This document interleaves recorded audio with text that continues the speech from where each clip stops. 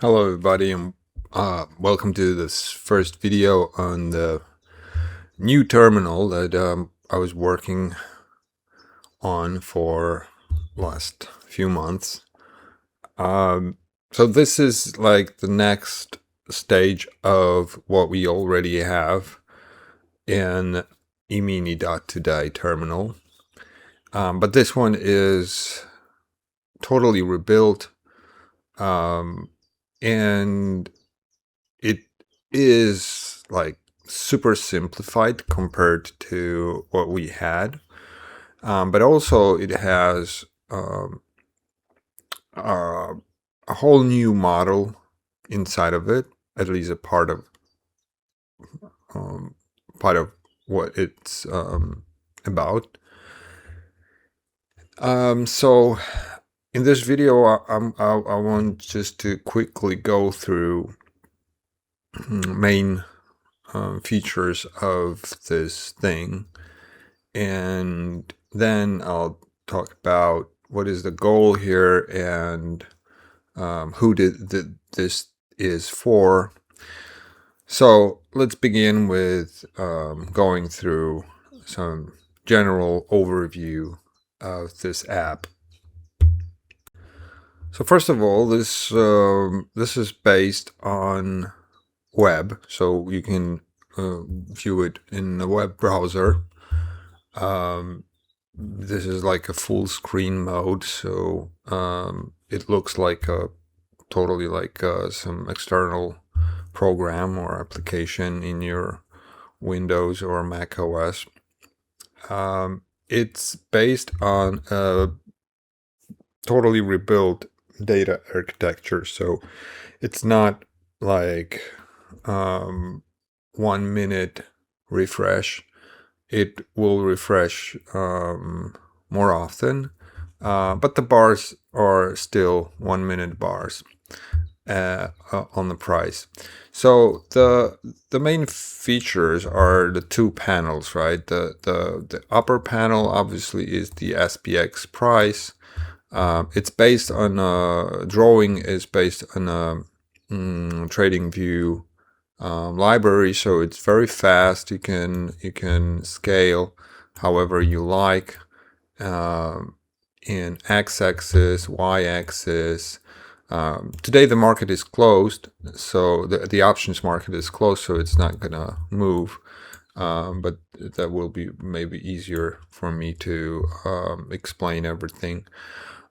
So as you can see at the top part, there is this panel with SPX difference, which you can use or not. So if you put 0 here, everything will automatically move, and it will simply show the SPX prices.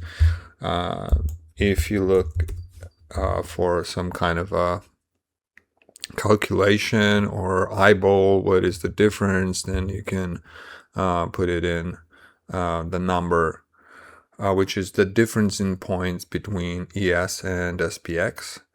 So that's basically what I use, because I don't want to get confused when I'm trading futures. Then I want to have the same pricing as on the charts that I'm trading.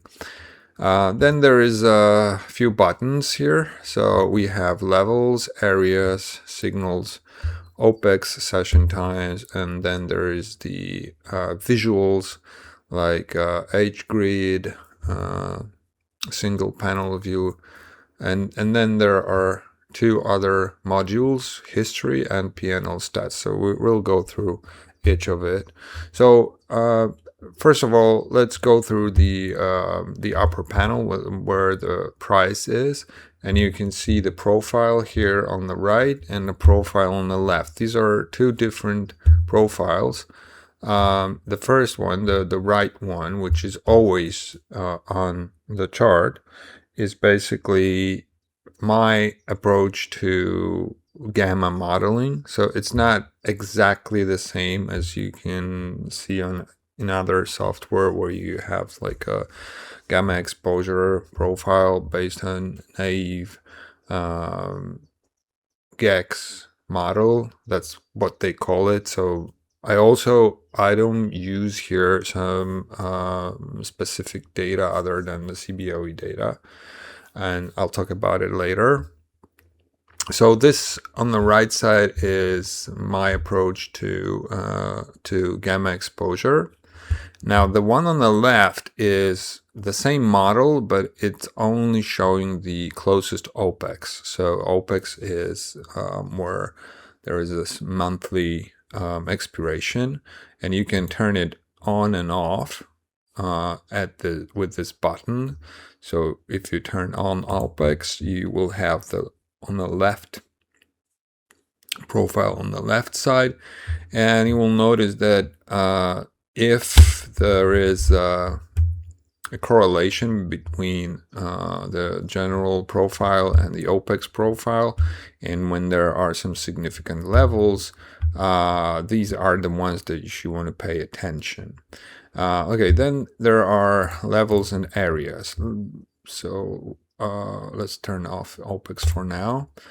Levels and areas are automatically drawn lines, levels, which are basically 4 largest gamma levels, which are should be treated as support resistance based on which side we are coming from the price perspective. And if you turn on areas, you will see that you will get these green and red rectangles, which are simply 5 points, so one strike higher and lower. So because usually price is hovering not exactly at the strike, but this is like a 10-point area or something like that. So if price is above this, it's colored green. If it's below, it's colored red. And beside these significant levels, you have the pivots. So market is closed today, so this is like a yesterday's pivot, and these are the most significant levels. And actually, the pivot is also the automated trading bot, which I use every day, and it works really well. So well that it was easy to automate it, and it makes money basically. So this is even more important. The pivot 1 is actually the most important level in my opinion. If we are just looking at the levels. So okay, let's turn on levels and areas. and so the higher panel is there's also signals which are not present right now, but I will show you in a minute in a history module. So the signals, when they are turned on, you will see that whenever they appear, they will be displayed on a price chart. I also will incorporate soon the separate Discord channel with alerts. So basically when you won't have to be glued to this screen. So when there is an alert and a signal appears, it will be notified through the push notification. Okay, so let's turn OPEX for a minute, and you will see that not only that the profile on the left is coming up, but also you will see that on a lower panel where we have different kind of flows, you will see that also the OPEX flow appears. So this is basically how I called it. I called it institutional flow and retail flow. It's obviously, this is not like a certain thing that I somehow discovered how to get the institutional flow or retail flow, how to separate these two from each other. This is just my estimation and modeling based on blocks of volumes traded, and the kind of naive assumption is that when there are like a small trades or small volume trades come in through, then these are retail, and when there are larger blocks and chunks, it's institutional. So this is just how I called it. And then if you click on the OPEX, you can see that you also have this flow from just separately from the OPEX data. So you obviously also can move the scale here, so you will be able to view this in more detailed way. So what is the flow? The flow is how I modeled the overall the data in sense of the volumes and the Greeks, and this is proprietary. It's my work based on many years of research. And this is not something that we already have in current terminal. It's a new thing. It's a more robust, I would say, and more reliable as a source of some kind of indication where we can go and so the signals, all the signals, which I will show you in a minute in history module, are based on the flow, right? So actually, let's go to history. Let's go to history. So you can see that the history is going to be, here's some issue. The history here is you can pick whichever date you want. We are still gathering data for each session. So the right now we have May 18, but as far as I'm aware, I will be able to feed it. So back adjust this data for much longer, but right now it's when I started the local server, and it's just gathering data. So let's go to first day here, and it looks almost the same as the dashboard panel, which we were talking about a minute ago.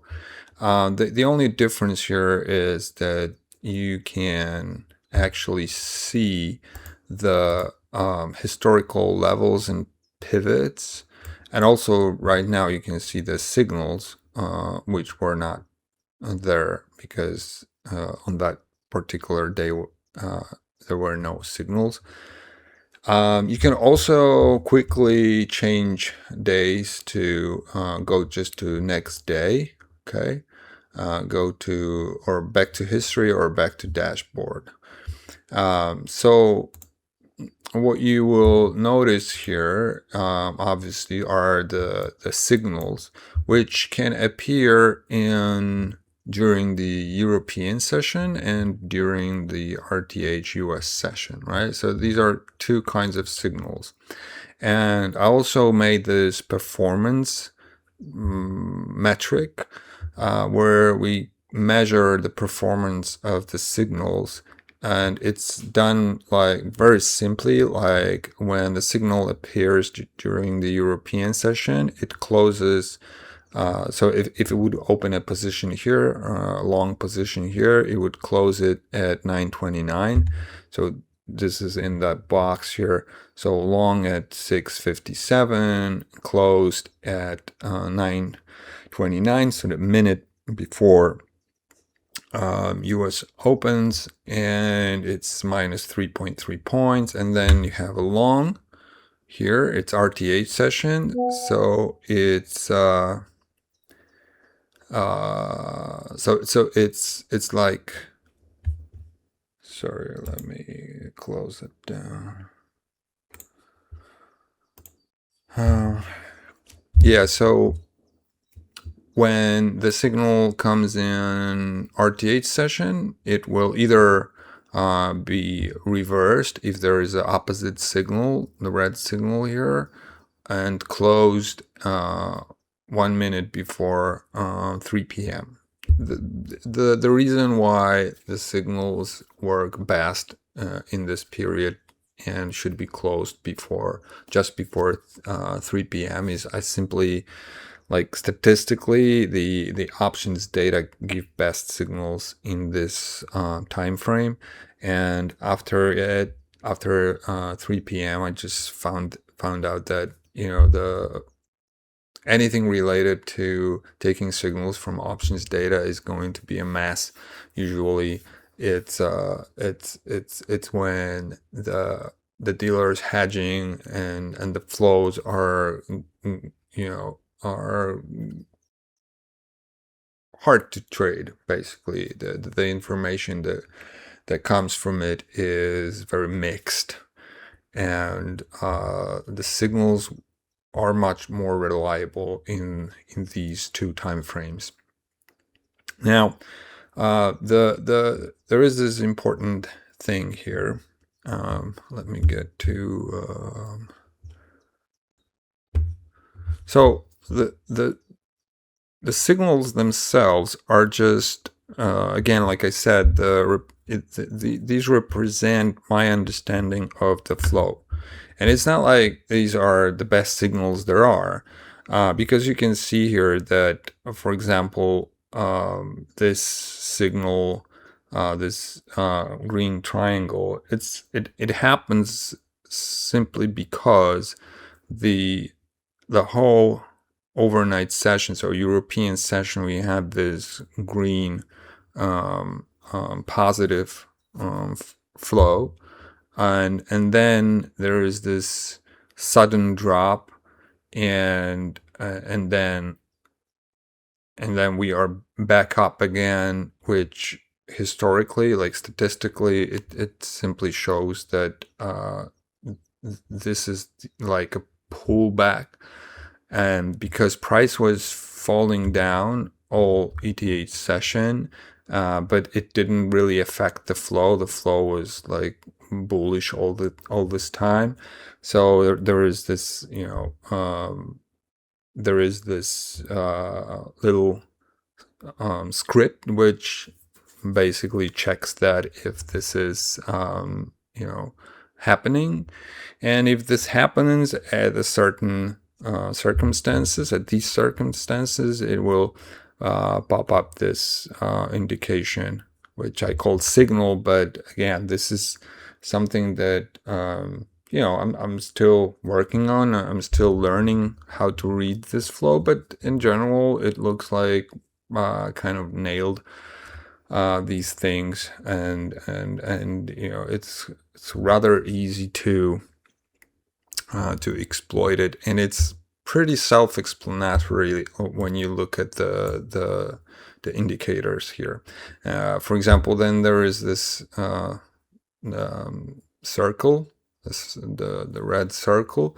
The circles are, so if this is like a trend, so trend with the flow, you go with the flow, so with the green flow, then there is like a over expansion or overheating, or however you want to call it. Like if you look back statistically, if the flow comes up or down in some huge amount, it's an excess, and this excess is usually ends up in some kind of a reaction, opposite reaction to current trend, right?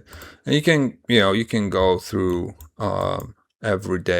each day and see different types of signals, which are either on RTH session or European session, and you have a quick you can have a quick look at the signals here. This signal here is not caught because it's after 3 p.m., right? So only this one, which was a small loss here, for example, right? But again, this is not like I'm telling you to trade exactly this way, although I'm actually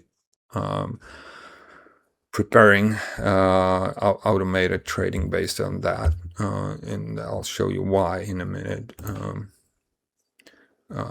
Yeah, so it's another day, and you can actually, it's it's not a secret why this happens here. If you go through these flows, you will quickly probably notice why it happens, right? Again, this is green and we are over 40 an institutional flow, which is usually like a pullback time, and then again we have green. It's trending because the market falls down, and we have like a green flow all the way. So there is this green bullish signal. So yeah, then we have just this one. Then we have a couple of these, and this is 3 p.m. So you have to close the trade. Well, nothing really, nothing big here. Just break even trade. Yeah, this one's nice. All right, so this is against the trend, but it's kind of good. This one nice because you had, overnight in European session, you had a short here and then long and then short. So 3 trades, 37 points, 33 and minus 1.5, right? So it's a really nice session. Okay, so I'm gonna go back to dashboard and I'm gonna go to P&L stats. So based on these signals, we can have you can view all the signals which happened since since we gathered the data. And here's the list of these signals. This is the P&L for each trade, not each day, but each trade. And then there is drawdown. So this scale is actually, these are 2 different scales. So this is like, let's say minus 11 points drawdown during that trade, which gave 16.8 points, right? So, and well, it looks like a nice curve. Also, you can set the maximal SL. So if we can go with 10, right? So the curve will change a bit, but you can see what would happen if you'd use only 10-point stop. Also, you have this these types of signals, all the types of signals that are there, and you can turn it off or turn it on. By default, this one is turned off. I'm still looking into this, but this one might go away. But again, I need more data to have more conclusive evidence as to which signals I want to have in automated trading environment. So yeah, that's that. So the reason I made it this way, that I want to immediately see if this works, if this has any potential, is like, I know these, I'm telling you that they shouldn't be treated as signals per se, but it's only that I have to tell it because I'm not an advisor or anything, but you have it black and white, and the rules are very simple. The strategy here is to enter when a signal appears and exit at a certain time or on the opposite signal, right? And this is just measuring the simple performance of this with the drawdowns and stuff like this. So the more we go into the future, and if I get access to if I incorporate the past data, then we obviously gonna have more of this. And again, this is more as most of my things that I present. This is more of an experimental thing right now. But I've learned over the years to have some kind of intuition as to what really works, and I kind of see it before I get like 1,000 transactions or a huge back test, right? So this one is actually the reason why I've spent so many hours, polishing this new terminal is basically that, I want to use it. I want to automate the trading because I believe, and we have evidence to that uh, options data give a lot of opportunities. The opportunities which are not present in such a way in just the futures market data. Like the options give, it's in my opinion, it's still totally undiscovered. People don't really realize how many inefficiencies are in this SPX, especially SPX options universe. And I don't even think that it can be like made efficient, um, because the structure of these markets are so complex, and there are leaks in many places. Like this is too complex to be ideally efficient, and I think that again the options market data presents a lot of these. I don't even know if this should be called inefficiencies, but these little loopholes, which people don't really even realize that are there. So yeah, that's why I wanted to recreate the things which are a bit more like simplified, but also only the ones that really work best. Let me see if I can get to. Give me a second here. Okay, if we go back to history, we'll notice that starting, I think, from June 8. Yeah, June 8 definitely has it. Like by default, you will see the pivot point, right? So the pivot point is drawn here. If you turn on in history, if you turn on levels, you will also have the levels. I'm not entirely happy about how this works in sense of how it draws these lines, but I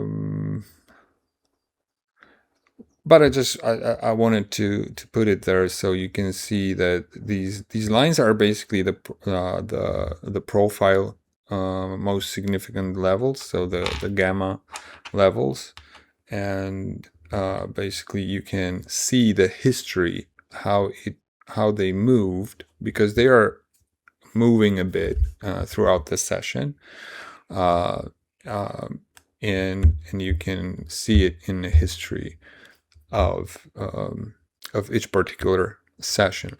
But the pivots are there. They are not from the very beginning, so not from the first day in history, but I think starting from June 8th, these are there.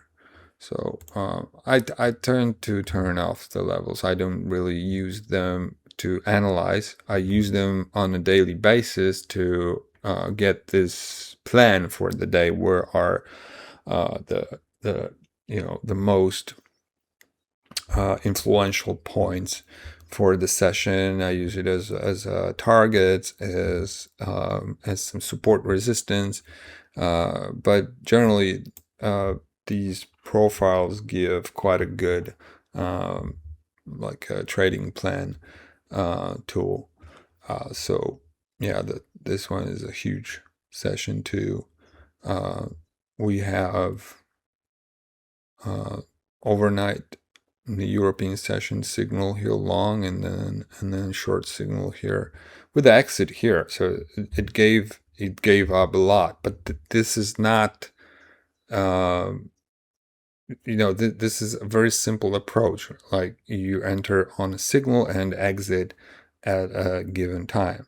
So there is no like huge optimization here. It's just, as simple as it possibly can be, because if there is edge in these signals, they should work even in this simple framework. So yeah, this is a new terminal, and it's going to be available very soon. I'm not going to work on anything else right now for it. I just need some kind of a front end for logging into it and actually just deploy it to the server, because right now I have it like locally in 2 places.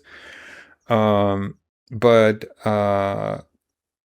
yeah, so it's going to be available for free for all those who subscribe to Options Analysis Pack on my website. So you guys are going to be the first testers. And I have to say, like, from the get-go, that this, like, most of the tools and things that I have in offer, these are not the things that I want to be sold in a large number of copies, and well, the drill. And the same thing I think is going to go with this one. I don't want it to be like a widely used tool, and this is going to be limited. So all of you who have the options analysis pack, it's free, as I said, but for those who just would like to get into this terminal, I will prepare like 10, maybe 15 spots for, I don't know, maybe 3 months for half the price of options analysis pack. So I don't know, like $444 for 3 months. And 3 months, I think it's going to be okay, because I don't want you to just go for a month and see what's going on, because I think next 3 months are going to be very important for this software, because we are going to tweak some things for sure. Probably add some things which I've already noticed and I have it on a list. So treat it as some kind of a beta version. And if you want to join that group that will use this software, to those guys who use it, will use it through OAP, so Options Analysis Pack. You can do it without the old terminal, and just grab your seat, reserve your spot, because like I said, it's not going to be sold in more than, like, I don't know. I don't want to have more than 50 users of this software. And the money from it is, I plan the one thing that I already tried it once, but I didn't find anything particularly interesting there, and I resigned of it. I'm talking about the data, like very expensive data, which, for example, VS3D is using. Like, I never was, eager to use it. I tried it, and I didn't come up with anything special with it. But with this new model that I have now in this new terminal, I want to have another go and research this data from a little bit different angle and based more on these things that I have here. And so that's why we can use the money from subscriptions to pay for the data, and this will be much easier for me to handle researching when working on things, and not have to pay a whole amount of money for this. So I think that is a fair deal, and I think that the work that I do is worth it. And if you want to participate in it, then go ahead and reserve your spot. So I'm going to open the website for the subscribing to upcoming terminal today, and just yeah, I mean, I'm really kind of proud of how this looks like, and obviously I've written about it on our Discord that I would never do this if I wouldn't use some AI programming helpers, and it just the awe that I'm in, like working with it, and the time it took me like a couple months, but I would definitely wouldn't do it just by myself. So it's really amazing, what these things can help you with nowadays. So obviously this is not like just having an idea and just realizing this idea and telling, yeah, I do this and do that. It doesn't work like that. And if you ever tried to code anything with AI, you probably know that it's not like easy peasy. It's not piece of cake, especially if the project is rather complicated.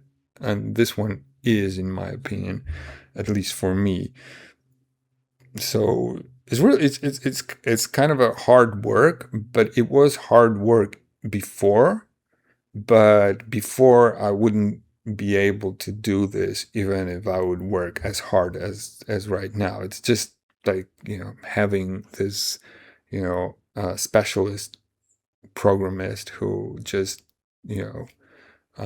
knows how to go with some complex things that you want to achieve. Anyway, thanks for watching this. I hope you are interested in it and you want to also help develop this thing even further to get to the point where we can use the the data, which some say are the only data worth using in options analysis, which I'm kind of I tell it with a bit of irony here, but who knows? Maybe that's the fact. But with the data that we have right now, the CBOE data, we can have pretty much a great strategy and a great tool. And see you on the other side. Cheers.